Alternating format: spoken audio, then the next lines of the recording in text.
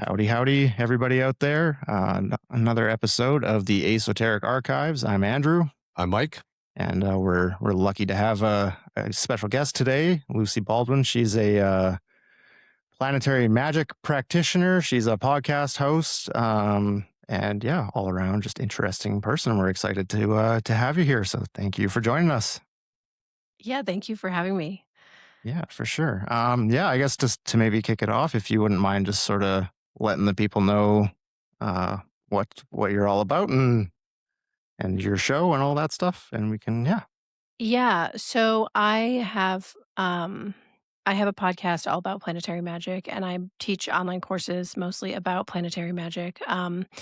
But I come from a long background of just being interested in spirituality in general. Got into it really young, like as a teenager, and then I got really deep into the ayahuasca scene and did a lot of traveling and drinking ayahuasca, lots and lots of vomiting.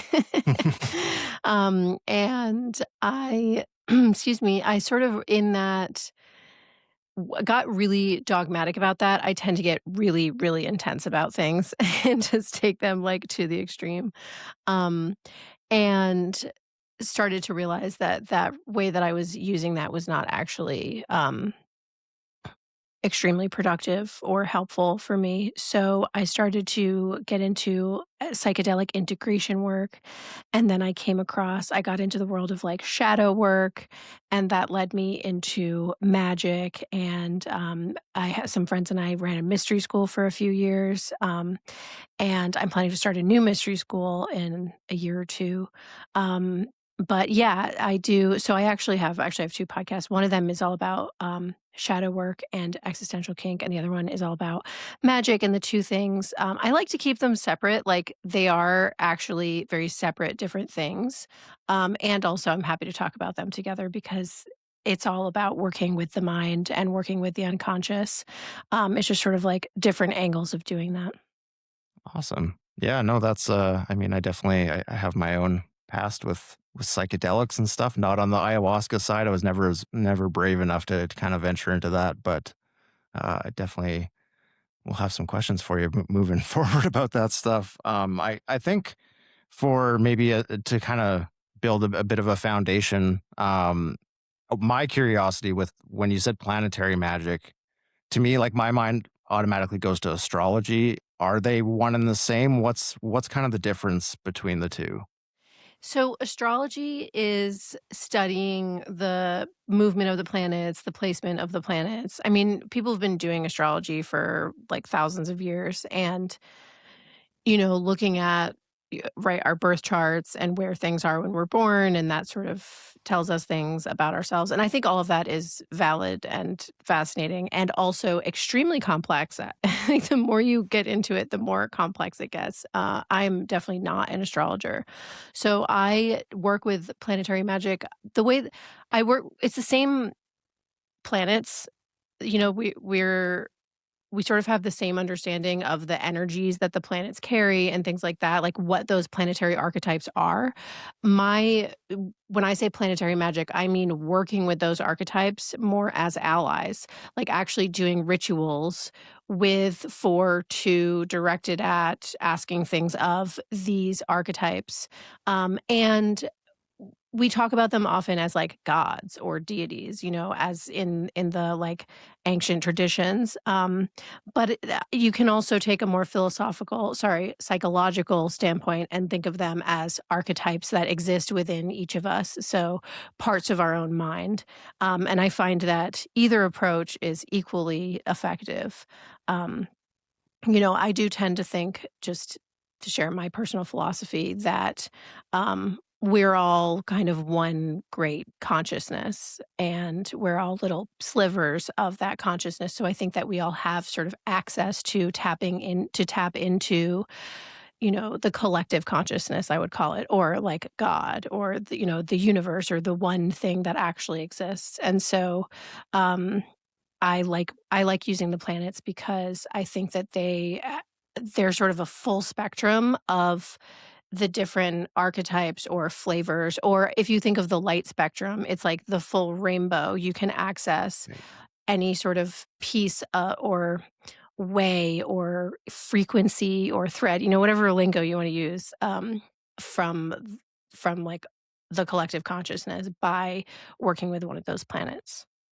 Okay. Okay. Yeah. No, that definitely kind of breaks it down a little bit. So, like, I mean, again, like, we don't have a whole lot of experience in the magic world or anything like that, but just like looking into like different hermetic practices and stuff, you hear a lot about Saturnian magic.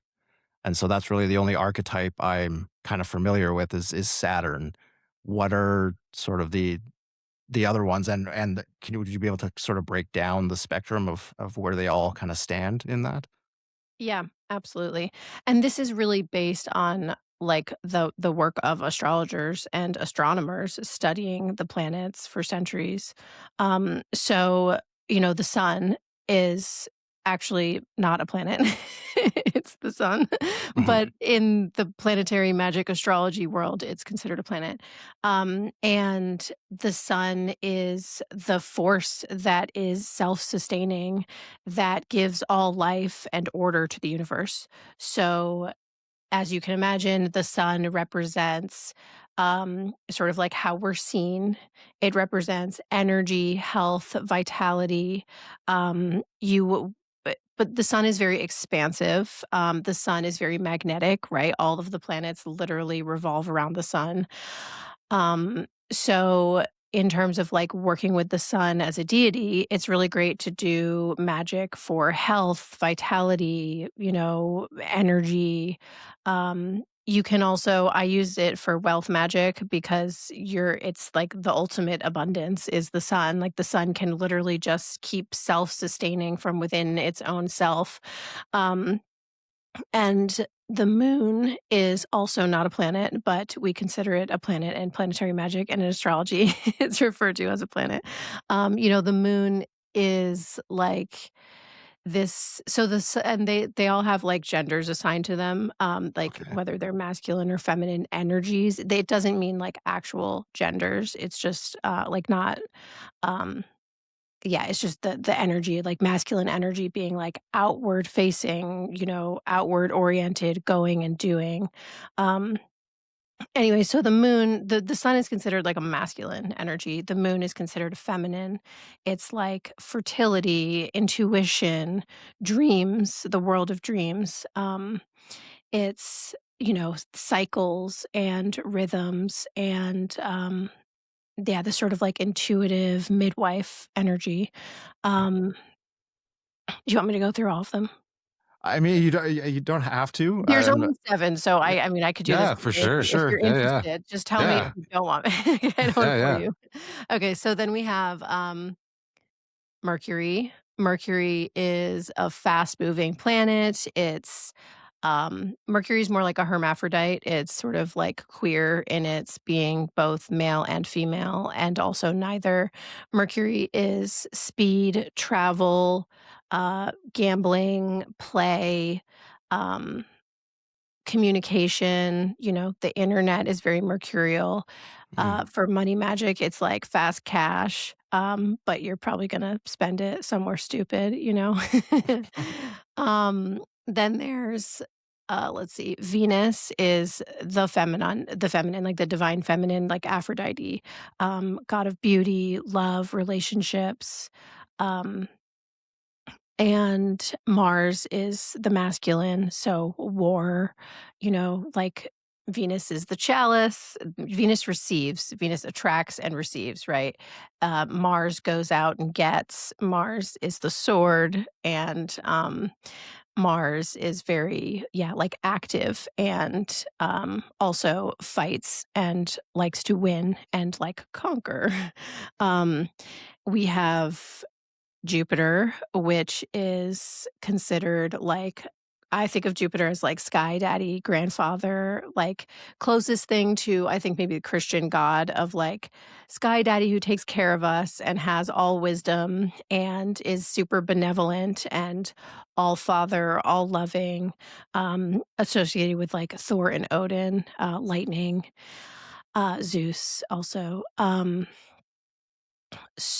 And then there's Saturn, and I think that's maybe all of them, and Saturn is the planet that I like to work with the most. So Saturn has kind of a bad reputation, because Saturn is associated with time, and time is always associated with death. Mhm. So our culture is like, "No, death bad."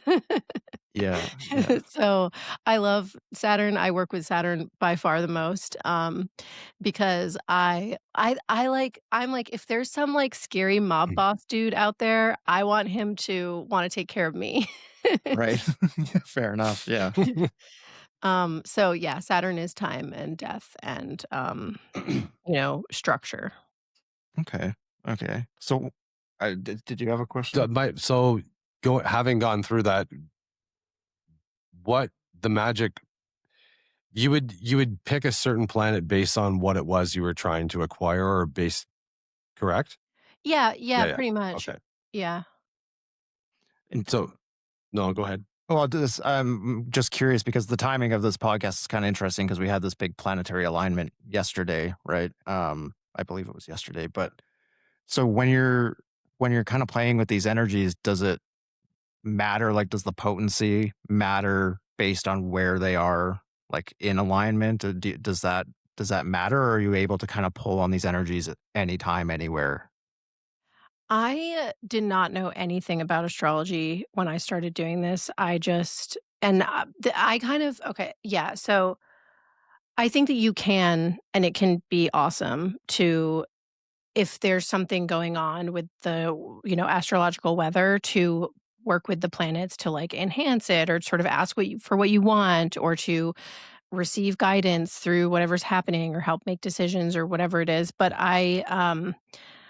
I don't think it really matters. And I think that, like, I personally believe that we can use magic, like working with these planets as allies to overcome things that are like considered like bad placements or like challenging transits that are happening.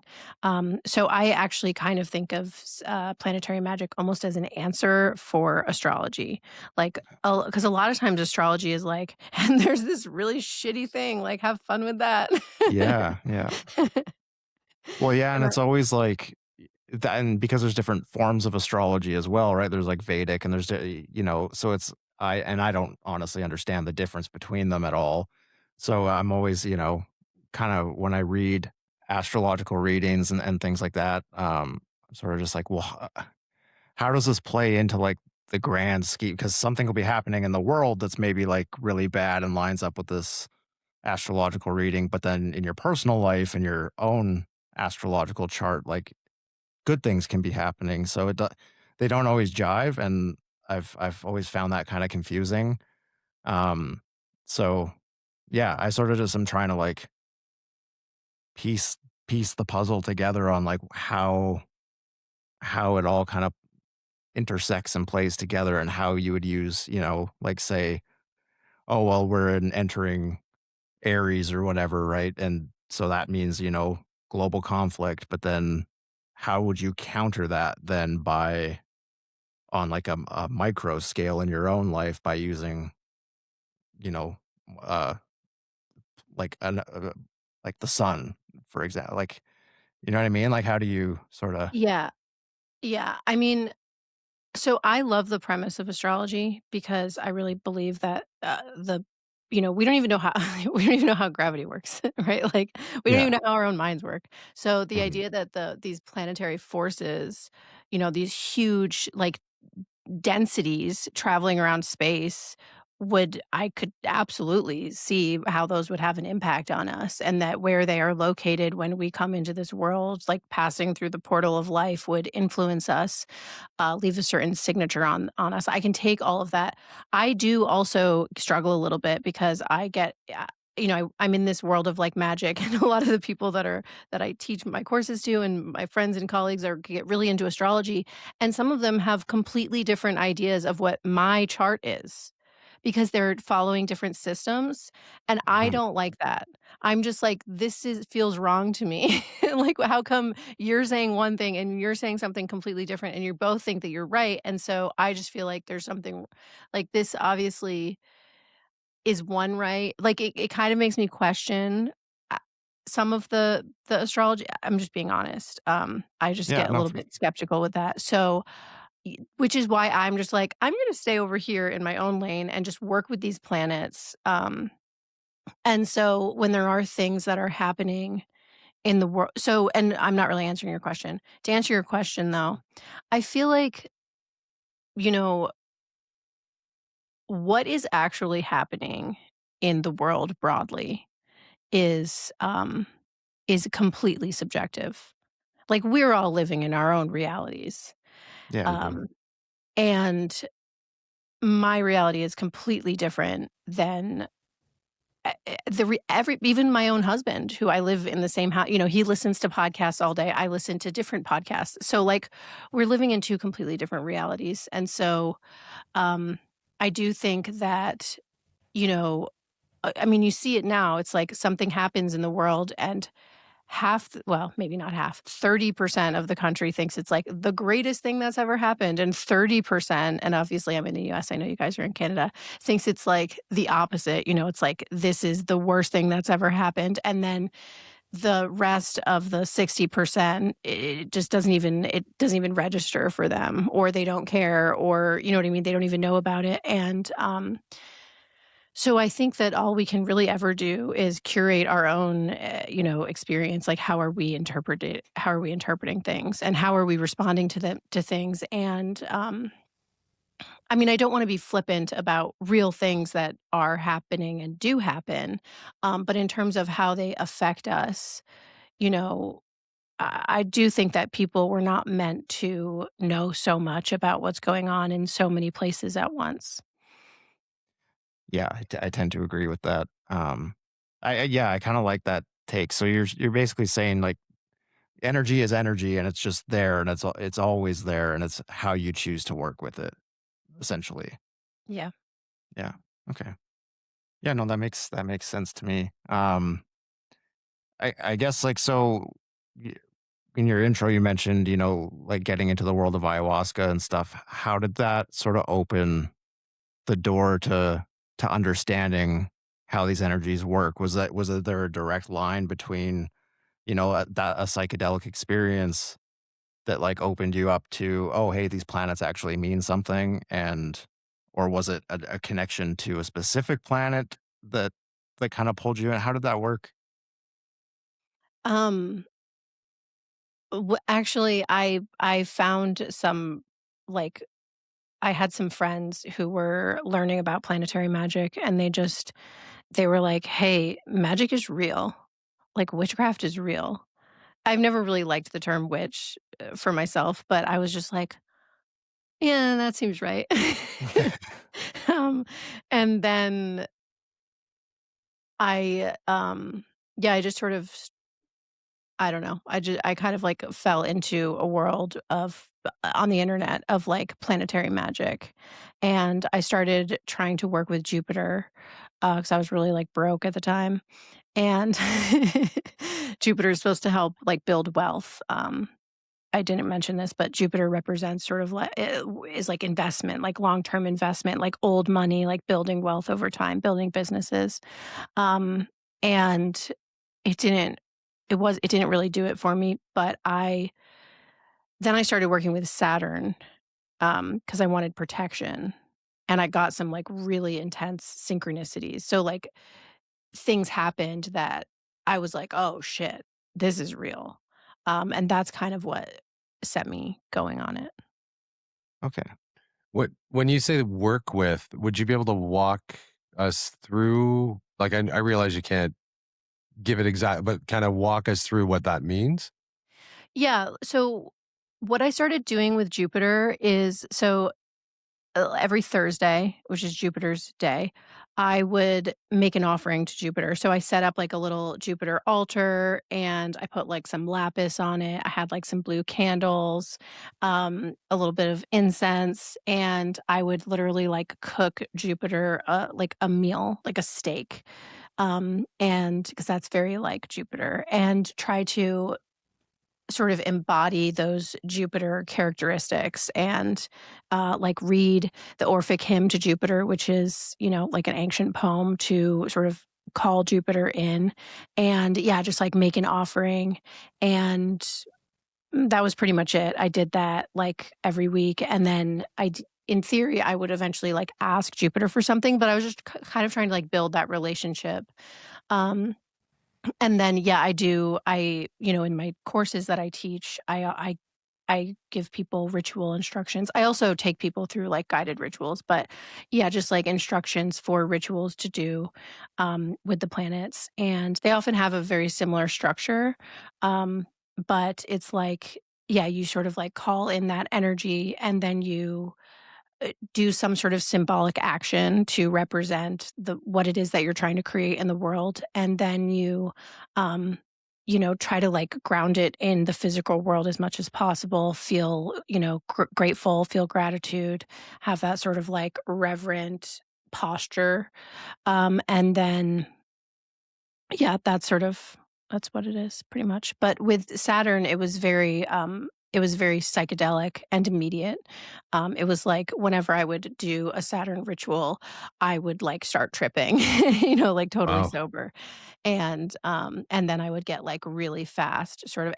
What I've learned over time is that Jupiter is a slower planet just in general, like in terms of doing magic with Jupiter. I mean, it's all about like building things over time.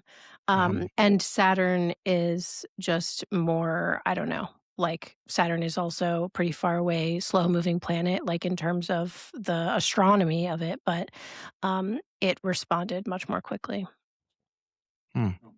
Cool. So I have a question, just sort of more of a personal one. So I'm like in a period of my life where the 9 to 5 job I've had for a while, and I've done well in it in my field and stuff, but no longer, I just don't want to do it anymore. So I've been kind of like trying to find a way to phase out of that and follow more of my creative side. I used to tour in bands and I'm a songwriter and producer and stuff like that. So trying to like pull creativity back into my life to outweigh the corporate side of things. Like what planet would you say to work with to if someone wanted to kind of like go down that path? Um, Mercury would probably be a good start because Mercury is really is communication, creativity. Mercury is fast. I mean, I often put Mercury almost in opposition with Jupiter, like they're sort of two sides of a pole.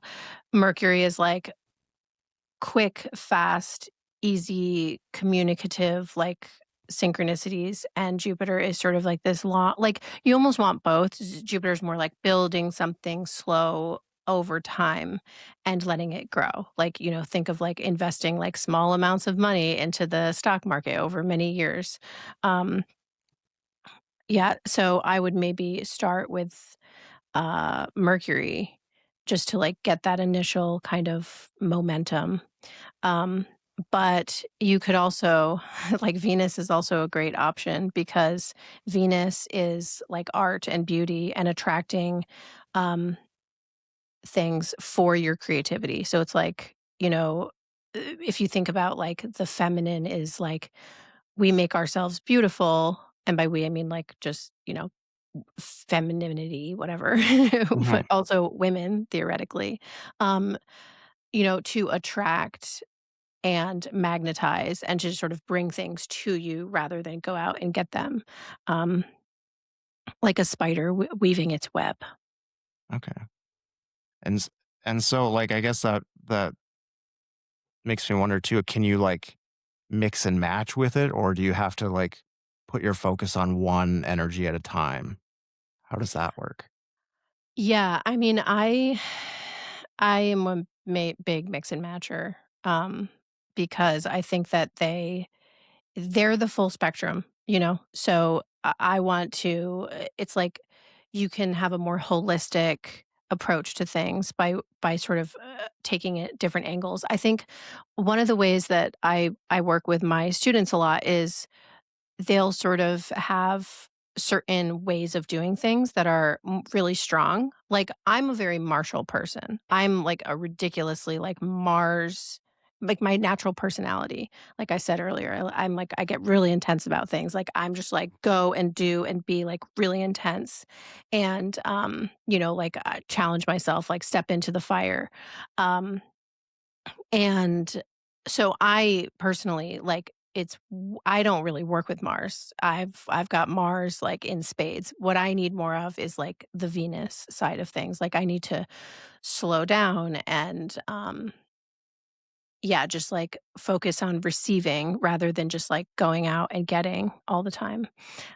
So it's also like what brings balance, because a lot of people who are, who tend towards one way wanna use that same way to try to get things, right? But then they'll be out of balance, and so leaning into a different energy can bring in new ways of doing things, and it can really, like, help, facilitate, like, because if you're seeking magic, right, it's like you're trying to get something that you're not haven't been able to sort of, like, get. So, usually trying a new method or a new approach is gonna be really helpful. Hmm. Yeah, no, that makes sense. I always kind of think like play to your strengths, but in a sense, it's more just like open yourself up to what you're not currently doing. That's yeah. I never really actually thought of it that way. Hmm. And as far as playing to your strengths and things like that, do you take numbers into account when doing this? And I heard you mention lapis before. You obviously use crystals as well. And do you match the crystal to the planet and that sort of thing? Yeah, so each planet has, colors, herbs, plants. I mean, plants are herbs, but crystals, um, different things that are like associated elements, like the sun is associated with gold, the moon, silver, Jupiter, tin, Venus, copper. It's like the alchemy symbols. And so yeah, we use, like, correspondences to sort of, like I don't know, people think that if you have more layers of correspondences, you have, like, you're creating maybe, like, a stronger connection, or you're just sort of, like, being really clear in the symbol of, like, what it is that you're trying to call in. I, over time, am less interested in that side of it. Like, I like the correspondences, I think that they can be helpful, but it's not really about that. I think that if you can even just, like, seeking connection with these archetypes, you can build a relationship and feel into them, and you don't have to go out and, like, buy copper and, like, wear green, and I mean, you can, and if it helps you, like, get into the character, because sometimes what we're doing is we're actually kind of trying to take on the traits or qualities of one of these archetypes, and that is a way of working with them, so, um, but it's also it's not necessary, like, and also different planets have different ways of being, like, I think that, you know, Venus is that as that archetype, I'm much more likely to make an offering of, like, strawberries and, like, chocolate and actually do that, whereas with Saturn, I don't bother with any of that stuff with the Saturn rituals because Saturn don't give a fuck about that, like, Saturn doesn't give a shit about, like, the frills and, like, the pomp and circumstance. I would say, like, Jupiter kind of does, Jupiter is very traditional. It's like, bring him a traditional ritual, and that's gonna, like, evoke that energy archetype even more. Cool. Yeah, no, that's really cool. I can you give some examples of like different rituals that, or yeah, I guess different rituals that you've done and how they've like tangibly affected things, and like is it something that you just feel over time, or if, if you're trying to like bring in wealth, like do you see those effects quickly, or or is it more just about making connections? I mean, I did like a Venus or sorry, I did like a Mercury money ritual. I mean, this is just one random example. And I wanted like $20,000 and I got $20,000 like a month later. Wow. Like I literally did this ritual and then just like got $20,000. Um, but then like I had like a bill that I wasn't expecting that was like $18,000. And that is how I feel like Mercury magic works Hmm, sometimes because it's like hmm, easy come, easy go with the Right. Mercury money magic. With Jupiter magic, like I worked for a long time. So I've always worked for myself. Basically my whole adult life, have worked pretty much for myself. And, it's hard to be able to buy a house working for myself. So I did Jupiter magic for a really long time to, like, get a house and was able to buy a house, and I felt like that was definitely prompted, and also just the way that the timing worked out, and it was very, like, synchronistic the way that everything sort of came together. Um, but I've also had, I mentioned Saturn, like, I've done Saturn rituals where I felt like I needed protection, and then, like, I did a Saturn ritual. So I actually wrote a book about this story that I haven't published yet. Not just this piece of the story, but this is one piece of it, where I did this Saturn ritual, and it was a very, like, simple, straightforward ritual, like, light a candle, read a poem, beg Saturn to protect me, like, did felt into Sat like, just felt a connection with Saturn, felt like I was tripping on psychedelics even though I was sober, um, and then pretty much closed the ritual, and then the very next day, I woke up and I was like, "I need to move," or, like, I need to move, basically, or I need to, like, get out of the place that I'm in, and then, I got as I we were, like we literally just we had an operation that we had to move. Yeah. hmm, I see. And so hmm. we were basically done packing this U-Haul. Like, this is, like, the next day. I mean, so spontaneous. And then we get a thing in under our door, like, as we're, like, getting like, I went in to get my stuff, my overnight stuff, and there was a thing that they'd slipped a piece of paper under our door that they were, like, gonna come into our apartment, like, the next day. And, like, if I hadn't done the ritual and decided like, it wasn't like, "Oh my god, in a panic, we have to move." It was like, "I feel like we need to move right now." And then I saw that pamphlet and I, like, cried. I was like, "Oh my god, this magic worked." Because if I had seen that pamphlet without having just realized that I needed to move, I would have been, it would have been a nightmare, I would have Hmm. been immediate, like, panic response, but instead it was like, "Oh, wow, that worked. That magic worked." Wow. That's wild. It was crazy. It was crazy. Yeah. Yeah, that's I mean, so it really just kinda helps you, like, play into your intuition as well. Yeah, I think my hesitation with ritual magic and stuff is I've always been interested in it, and I'm a very, like, habitual person, but not a very ritualistic person, and, I know I think Mike's kind of the same way is, like, my hesitation has always been that I don't necessarily trust that what I'm calling in is what I want to be calling in. Do you know what I mean? Are those energies actually what I think they are, or or is there, some dark entity taking the back door and seeing an opening and coming in? What is there like? So I guess just as like a precautionary thing, I just don't take part in it. But is there a way to sort of know what you're calling in? And have you ever called something in, an energy that was, maybe not what you wanted? And how do you identify that how do you protect yourself in these rituals, I guess? Yeah. So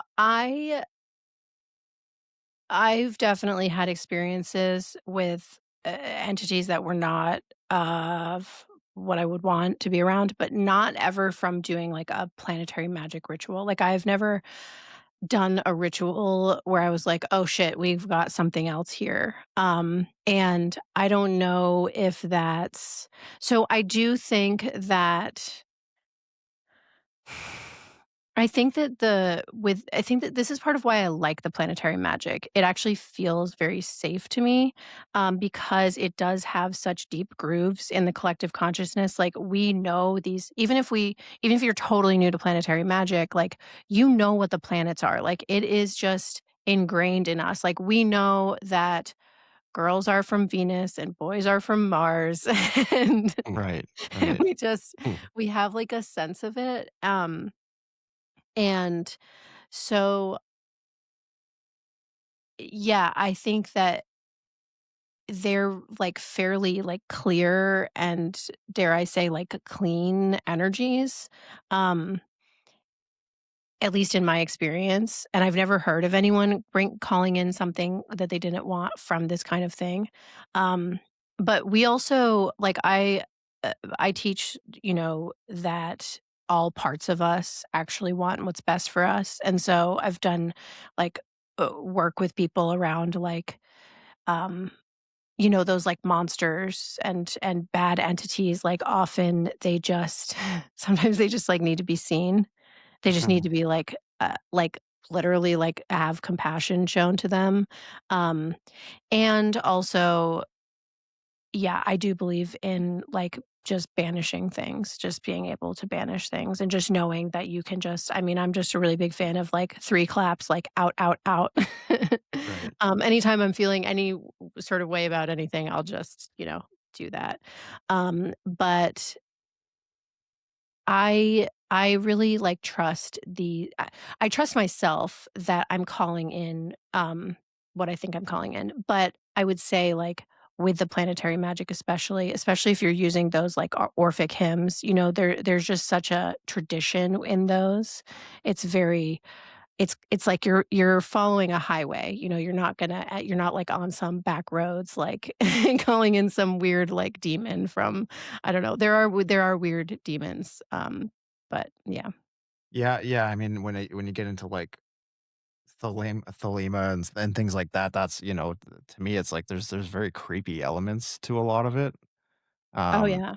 and again, and there's just so many different between, like, you know, online influencers and things like that, people talking about it, it's like, who do you trust with with this stuff? So I kinda yeah, I like the idea that, like, yeah, these planets they are what they are, they're not they, like, put their intentions forward kind of thing, so that makes sense. I guess with calling in sort of entities that you didn't want to, like when you were talking about going a little too hard into the um like ayahuasca, was there elements of that in that world where Not that I worked within a community that was, like, really well contained and really well held, but I heard a lot of horror stories of people sitting in ceremony with people who were not, containing it and, entities coming in and freaky, freaky stuff happening. Yeah. yeah, because yeah, I was having a conversation with someone probably about a year and a half ago, and he was saying like he's like, "You have to be careful what you're calling in because, if you call in the devil follows you home." And that, like, kinda stuck with me. And so, yeah, again, maybe I've just watched too many horror movies and stuff over the years too, but, it's that element of it always kinda freaked me out a bit. Um, It does me as well. I think it's knowing more just from talking to you. Obviously, I would feel the more educated you are on everything, probably the better I would personally feel. Something I did want to ask you though, it seems like doing your shadow work is a very important part of this like Mhm. what you Mhm. do. Mhm. And I would think a very beneficial part as well. So maybe you and I need to do more shadow work before we yeah, yeah. you know what I Well, mean? Like that's yeah. honestly, yeah. Like, Maybe I'll just speak for myself on that one, but no, no, it makes sense. I mean, you did say, right, like, it's sometimes they just need to be acknowledged, and I guess that does kinda play into the whole Jungian, like, shadow work side of things where it's like you have to acknowledge the dark parts of your life too, right? And the dark parts of yourself in order to be able to contain them, I suppose. Yeah. Yeah, and that is a big thing, like, with magic, and I say this all the time, like, if your magic's not work is not working, it's like there's a part of you that is trying to manifest the thing that you don't want. Like, there's some part of you that wants that, and, um, I'm a really firm believer that all parts of us want what is best for us. Some of them are just of, following old paradigms, or they're just confused, or they have like poor strategies, right? Mhm. And so we have to kind of like help those parts of ourselves along, help them get on the team. And when we try to like push them away and like repress and yeah, just turn away parts of ourselves, it doesn't that does not lead to a healthy, mentally healthy, balanced, whole person. Yeah. Yeah, no, for sure. My wife is working, she's going through a course, sort of like it's like a natural midwifery, like outside of the system, kind of free birthing kind of thing right now. And part of the course is sort of understanding how to hold space for other people and how to do that. And a big part of what she was telling me is sort of that people tend to upper limit themselves. And I hadn't really heard that term where you kind of reach that point where you're about to like break through the glass ceiling and then you just sort of old habits, Yeah. and you end up limiting yourself. So that, yeah, to me that just sort of there's a that played into it with me, but yeah, yeah, I don't know. I don't know where I was really going with Yeah, that. well, that's a You're major doing some that's a shadow major work right thing. now. Yeah. That's a book by Gay Hendricks, I think, wrote a book called The Upper Limit Problem, and he talks about that. But I talk about that too with my students, is like, we're only willing to take on so much sensation, uh, both positive and negative, and especially positive sometimes. Like, it's actually we shut ourselves off from receiving the things that we think that we want.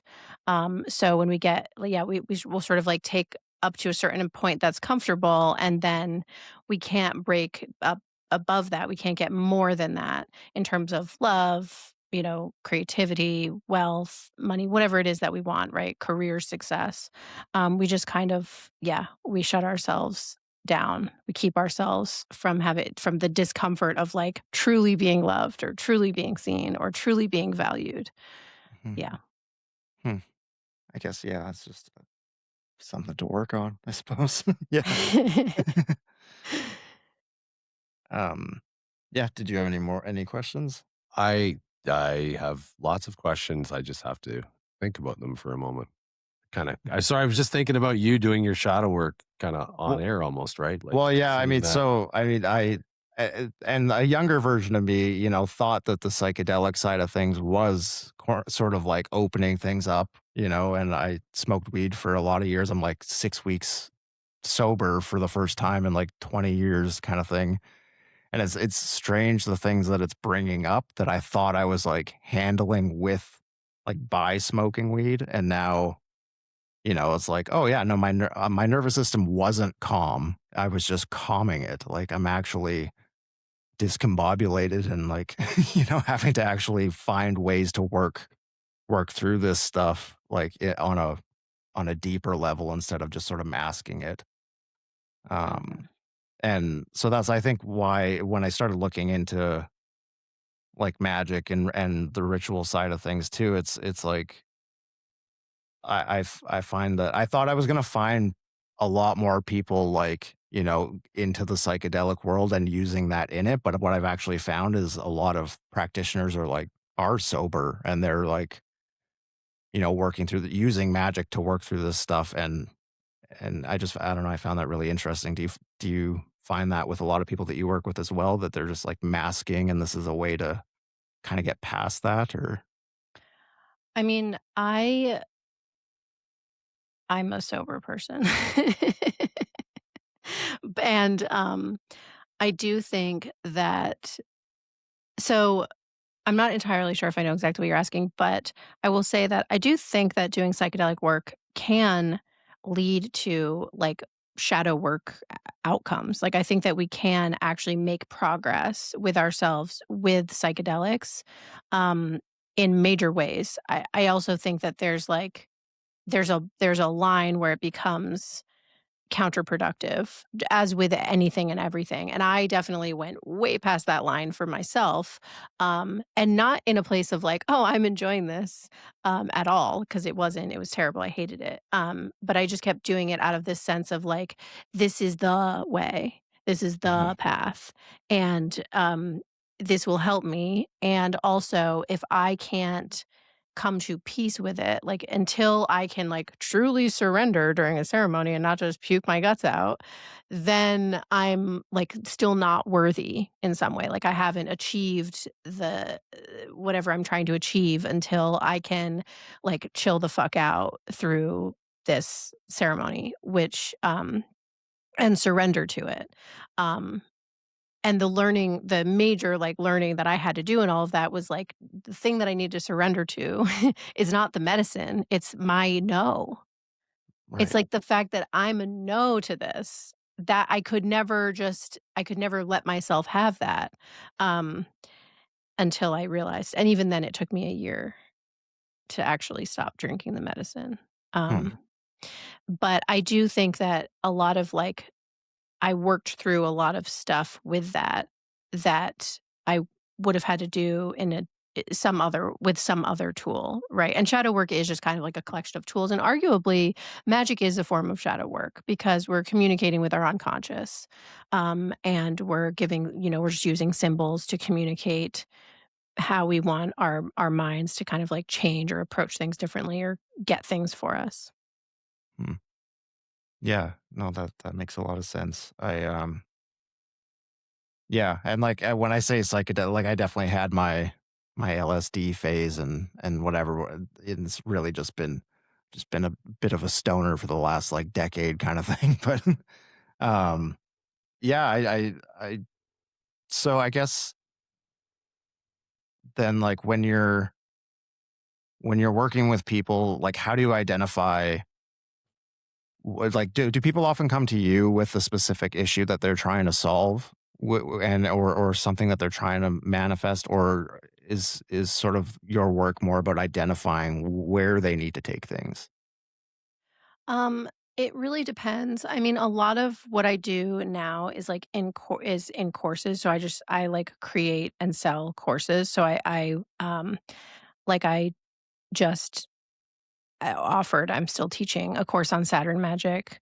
And so a lot of people in that course are working through sort of similar themed things, like, feeling overwhelmed all the time, or just like unable to get their shit together, kind of life situations. Saturn is really good with, that. And a lot of that course is just about shedding, like shedding beliefs about what we should be doing, shedding um, false identities, shedding fear, shedding grief, working through all of the shit that we've been putting up, facing reality, facing truth.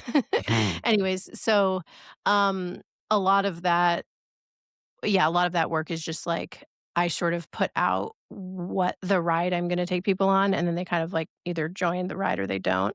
But in the past, I did a lot more one on one work, and it would be people coming to me with like, I need to solve this problem, or this thing is broken, help me fix it. And I would do a mix of like magic sometimes, but a lot of times more like shadow work, coaching sort of stuff. And I have done like coach training. I've taught a few rounds of coach, um, like shadow, well, it's actually existential kink coach training. So training coaches and certifying them, in particularly in what we called existential kink coaching. And existential kink is a specific like shadow work method, which is really cool. I don't know if you've heard of it, but it's basically, the idea is that some part of you is getting off on everything that's happening. And so you can get off on your don't like situations. And it's not necessarily like a sexual getting off, but it can be. For Mhm. me, it's almost always laughter. Like I just yeah. So that's a practice that is actually really cool. Hmm. Yeah. Hmm. Yeah. Could you expand on it a little bit more? I've Yeah. never I've never heard of it. It's very interesting though. Like I know a bit about shadow work and I understand like everything, not everything, but I understand about it. But this is something I've never heard of and does seem very interesting. Yeah, well, the idea is that there's some part of you that is just like here for the ride, right? There's some part of you that is just like not so caught up in the story. They're just like on the journey and they're like, fuck yeah, to everything that happens. And so the idea is that you can kind of get in touch with that part of yourself. That's sort of how it's initially presented. Now, I've been working in the world of existential kink for like 5 years now, teaching, coaching, training coaches, and just like live and that one of my podcasts is very much about this practice. It's called Penetrate Radio. But what it really is like everything that happens, that especially things that we don't like, and this is what the upper limit problem is about too, is like it's sensation in the body. Like there's some sensation that happens in the body that we can feel if we pay attention. We almost never do. Most people just don't pay attention. I mean, that's what a trigger is, right? Like if something triggers us, it causes a sensation, which causes like an automatic sort of response. Um, so the idea is that if we think about our don't like situation, like whatever it is, I hate my job. Um, we feel sensation and we can enjoy that sensation. It's kink. Like pain and suffering are not the same thing. So we can get off on pain. We can get off on every stroke, really. So the idea is to feel the sensation associated with, I hate my job, or I hate my situation, or, whatever it is. And then we can feel that sensation as pleasure. And it it moves it, like, it kind of, like, loosens its grip, it releases the charge, and we can kind of let go of that, like, kinky need to have that thing in our life. Hmm. It just wants to be acknowledged as well. Like, Yeah, as kind you're of. s yeah, yeah. It's funny how it all is kind of similar. Yeah. Yeah. Yeah, that's cool. Huh. Yeah. Yeah, I feel like I've asked 1,000 questions. Yeah, and I'm mentally doing shadow work right now while we're talking about this. So, because there are things like I also have a 9 to 5 job as well, and I'm, nice people and the like, but not necessarily what I'd like to be doing. And there are some days where, what I mean, you hate your job, but I never thought about it in that way, that there's a part of us that does get off on those things. And there's some things that I do where I think about it after. I'm like, where did that come from? Like, would those things come from that? So they would come from that part of you where you're like, how is that still happening? Like, I'm 50 years old. Why am and I know to not do this, or I know how is this happening? So that's where it's coming from. I mean, some we Not have every. yeah, I mean, there's various parts of ourselves that are, that were trained at various stages in our development, and sometimes they just come out. But yes, I know exactly what you're talking about. I think everybody has that experience of, "Wait, I'm doing this thing again. Why am I doing this? Why am I responding in this way?" Yeah. Hmm. Even when you're learning, yeah. I'm sure. So even when you've done the shadow work, you're still evolving. Then you're still like it's once your shadow work's done, you still have to keep doing it. Well, I think that, everybody's different. I think for a lot of us, it's kind of an ongoing process of like, we're always kind of growing. There's always new challenges. I do think that, especially with a practice like existential kink, which I do want to caution you, you don't want to get too in your head about it because you'll start trying to convince yourself that you like things that you don't fucking like. And that's not helpful to just lie to ourselves. So it really is meant to be more in the body. It's like, there's a this is a conditioned response that is in my body and I can work with it and find pleasure in my body. I'm not going to like convince myself that I like, something that I really don't. That just gets at you into some kind of weird like bypass cycle. But I think that, yeah, it does become like more and more integrated. And the more that you have those experiences of like, oh my God, I'm broke. And then you are literally like just so amused by it, like just so amused by these things that you do hate, but like can't sort of contain the glee of them. Because that's what happens when you get like the really deep, true EK, like turn on about something is like there are things in my life that I just think back on now that I've EK'd successfully, and they just make me smile. Like, I just think it's hilarious, and I think that when you do that enough times, you do start to, like, take life less seriously and, have more ability to kind of, like, step back and be and just hold things with more lightly, hold things with more curiosity than, like, white knuckling. And, Yeah. yeah, just being able to, like, sort of chill and, like, hang out with what is, 'cause, we can't control reality, and when we try to, that's when we suffer. Yeah. Well, it makes me think of just like it's also like about kind of defining what's an existential kink and what's an actual skill set too, right? Because even like when you know what I mean? Because when you're talking about like I'm good at being frugal. I can stretch a dollar like no one's business, right? And that's not necessarily a good thing. It's a skill set that I have that's helped me in emergency situations. But when I'm faced with a money problem, that's where my mind goes. Is like, how am I going to stretch this dollar? Not how am I going to get out of this problem? You Mhm. know, is that is and that yeah. I'm just yeah trying to define the two is difficult because you get into this holding pattern of like, well, I'm good at dealing with stress or I'm good at dealing with the but it's like you shouldn't have to be ideally, right? Like you should be able to work past that to a point where you're not putting yourself in stressful situations. Yeah. I don't know. That makes sense. Does, yeah, Yeah. yeah. Yeah, and also when we're good at stress, it becomes comfortable, and we Yeah. let it be, like, our permanent state of being, and then stress begets more stress. Yeah.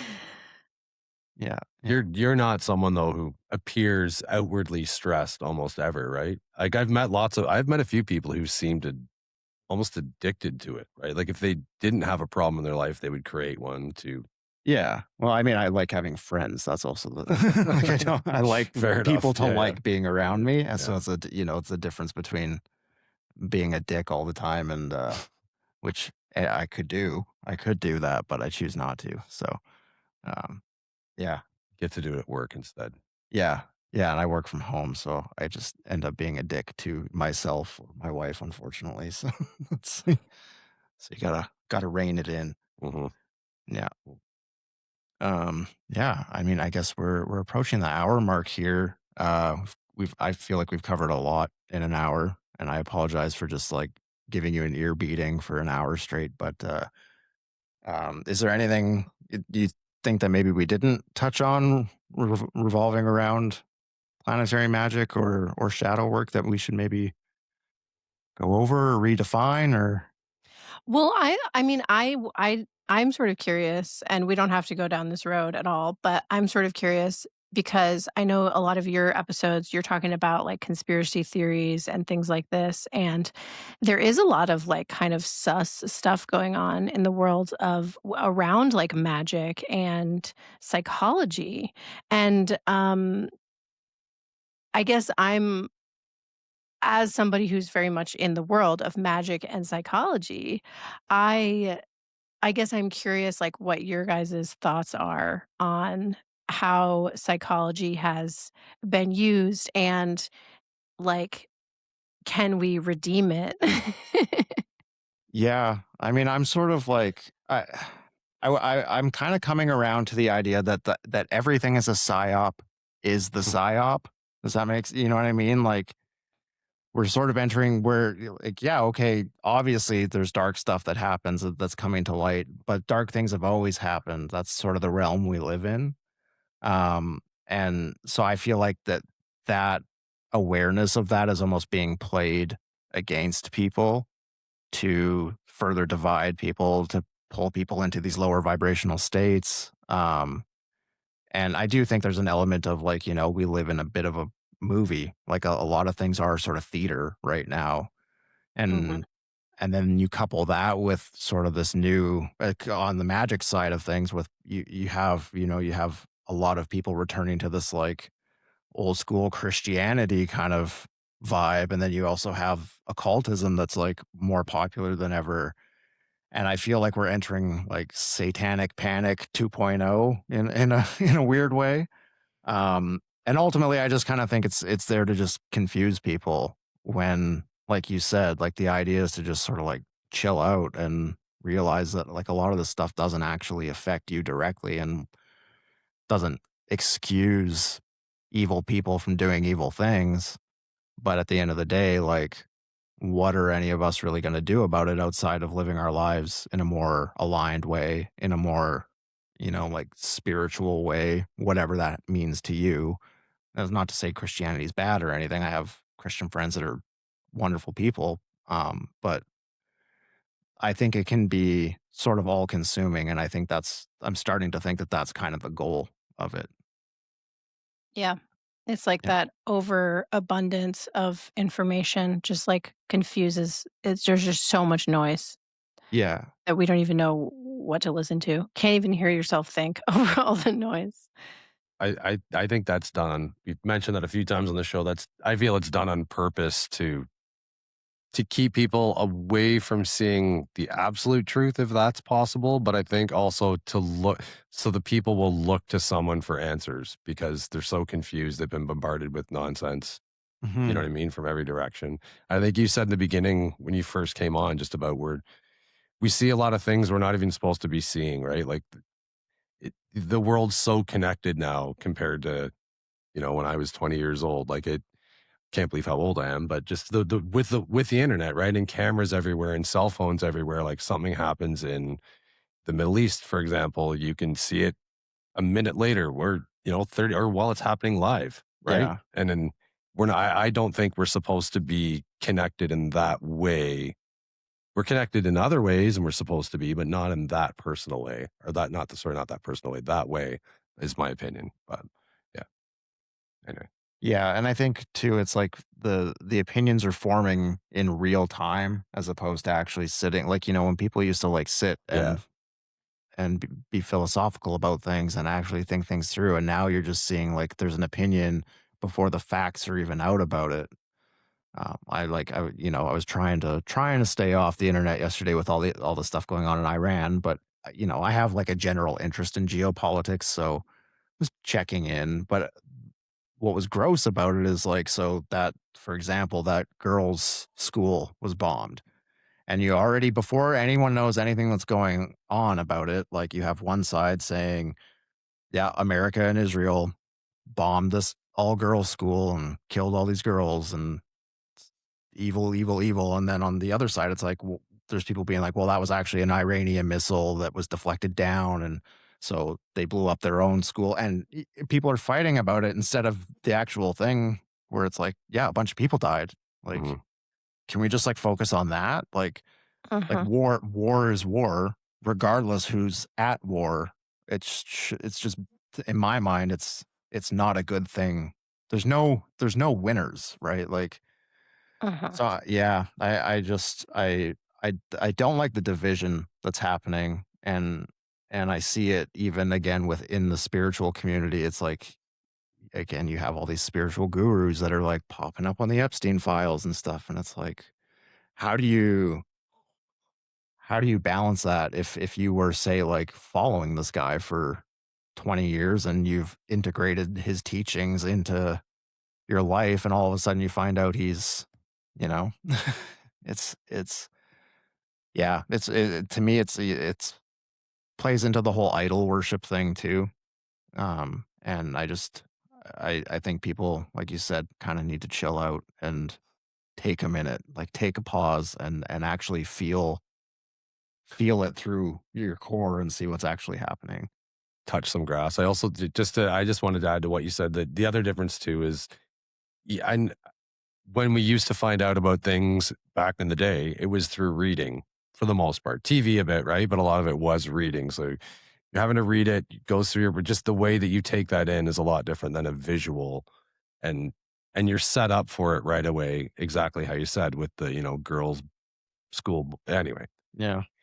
yeah, it's I did have a question for you though, because it does doing like this podcast that we've done and doing the digging that we've done, it's quite clear that planetary magic does come into play for some of the people that we've just mentioned, right? Like it, not all the time, but like it does seem like it is a part of it. Is that something that you could speak to at all, or is it? I guess, yeah. Sorry, I'll just Well, let you go. I definitely think that, these people are doing magic. I don't know exactly. Like, I think a lot of them are using, like, hermetic magic, certainly hermetic principles, in their magic because that shit is real, you know? I'm from Newport, Rhode Island, and interestingly, there's a lot of mansions in Newport, Rhode Island, and, these were, like, the Rockefellers and the Vanderbilts and the super elites. This is where they had their summer homes, was in the town that I grew up in. And I recently was visiting there, and I took my kids to visit some of the mansions that I hadn't been to since I was a kid, and one of them was completely was completely dedicated to the sun, and, like, there were just Mm. hermetic symbols, like, the entire thing was just like one.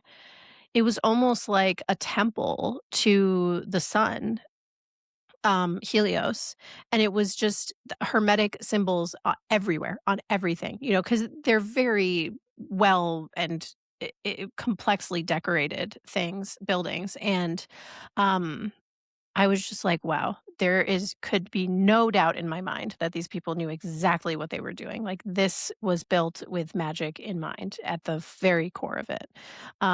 And that's kind of a random example, but yeah, you see it in a lot of this stuff, and, anything can be used for good or bad, I guess. I mean, not I guess, obviously, but I think that it's hard for me because to even, like, think about because I mean, I think of magic and I teach magic as a path of personal evolution. Um, and so I'm really, like, tied to that sort of perspective of magic, and I I'm honestly having to, like, question things in my own, like, just my own understanding and conceptualization of it because I tend to think that magic is something that we do to ourselves and on our own psyche. And I'm starting, like, to question if how these people are doing magic, and how if they are using it, like, on other people and things like that. It's sort of making me, like, have a lot of questions about my own philosophy about it. Anyways, um, but yeah, it's very mercurial what they're doing. It's like it's this sort of like we live in like kind of like a post-truth world in a lot of ways. And so I just want to say I really respect the work that you guys are doing, trying to like hunt down and like nail down certain things that we know are true because there's so much just like it's so hard to know what is real, especially now where we can't like videos are just like I saw a picture on Instagram today and it was like Epstein spotted in Israel, like, alive, Mhm. and I'm Mhm. like, "I totally believe that 100%." He's alive, probably in Israel, and also, that could just be an AI image. Yeah. Yeah. I got caught by there was a Ghislaine one in Quebec, in Yeah. Canada last week where someone said they spotted Ghislaine Maxwell in Quebec City, and I saw the video, I'm like, "Oh my god," and it looked like and it was totally a fake, Yeah, it was and a the f guy admitted it it was a was a fake, like, filter. yeah, yeah. Yeah. I usually don't get caught on those, but yeah. Yeah. Yeah, you don't know what to trust, right? But I mean that is like we talked to Nick from the Occult Rejects and he calls it Nazi magic, where they're Yeah. just like it's just Chaos yeah, magic. chaos magic, Yeah. right? It's just to deceive and fool and you see that so much and like they can take those principles and apply them in like a physical way too. We did an episode on MK Ultra and it's very similar, right? Like a lot of what they're doing is just chaos magic in a physical form. Mhm. And it's I mean, it's creepy stuff, but Mhm. it's sorta hard to deny at this point, and even I mean, look at when they attacked Iran, like, they waited until all the planets were aligned to do that, like, I think that was a mistake. Like, so they know what they're doing, for sure. Yeah. Yeah, and they want people to think that magic isn't real so that they can just have their way with it, you know? Yeah. Um, but they really are using magic, yeah. Yeah, they pull fantasy into it, and we've said that as well, where it's even you look at, if you look at old, like, pagan traditions and stuff, they or Greek mythology, like they turn it into this fantasy where it's like they Disney it up and gamify it and whatever, and now everyone thinks it's just a tall tale instead of something that people actually live their lives by. So, Yeah. yeah. Yeah. I mean, yeah. Part of me is like, but part of the reason I've always believed in conspiracies is because I just think like I couldn't even believe that they wouldn't be doing that stuff though. I mean, look at all Yeah. the tools that they have available to them. Of course they are. Of course they are. Like, how could anyone possibly think that they're just like telling us the truth all the time? I mean, that would be so. Why would they ever do that?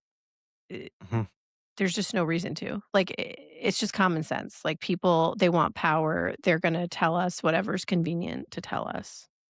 mhm, mhm. And yeah, Yeah. no, I 100% agree. I've my dad put me onto this stuff when I was a kid, and like I was watching Alex Jones when I was like 12 years old. So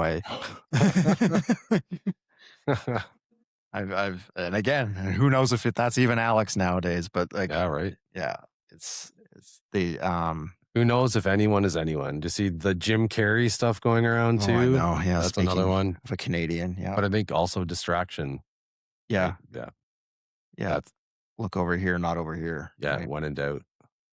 I mean, it's all distraction. Like, it's all just distractions. Yeah. Yeah. Well, Yeah.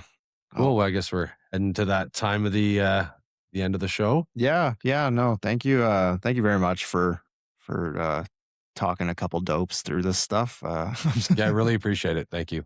Yeah, I feel like I learned a lot, and I definitely am going to look into some of your courses and stuff as well because I want to dig into this a little further here. So, And we'll add it in the show notes, but if you want to, just for the end here, want to let people listening know where they can find you, watch you, see you, get your courses, all that sort of good stuff. yeah, well, I have a website. It's lucybaldwin.me. Which is probably the easiest way to find me. So, yeah. Okay. Thank Everyone you can so go much for there. having me. This was a pleasure. yeah, yeah, our pleasure for sure. And yeah, Mike, you want to do the thing? Sure. For the land of the high seas and the tall trees, I'm Mike. I'm Andrew, Have a and good night. we'll catch you next time. See you, Lucy. Thank you.